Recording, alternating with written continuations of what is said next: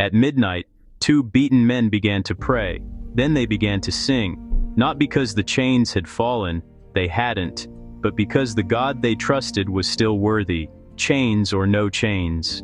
Paul and Silas had done nothing wrong. They had freed a tormented girl from a spirit that held her hostage, and for that, the city of Philippi tore their clothes off, beat them with rods, and threw them into the deepest cell.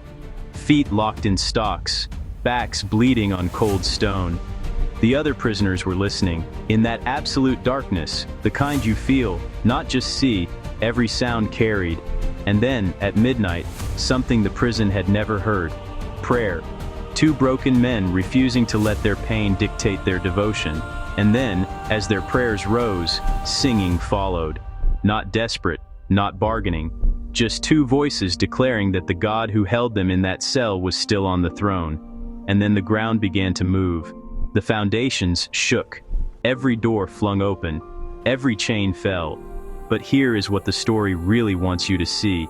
The earthquake wasn't the answer to their prayer. They weren't praying for an earthquake. They were praying because they trusted the God who commands them. The earthquake was just his punctuation. The jailer drew his sword to end his own life, assuming everyone had fled. Paul shouted, "Don't harm yourself. We are all here." That Roman jailer, moments from death, fell trembling at their feet. By dawn, his entire household had been baptized, because two men prayed and sang when every reason said despair, and the God they trusted answered. Subscribe for more stories that bring the Bible to life. True moments that change how we see everything.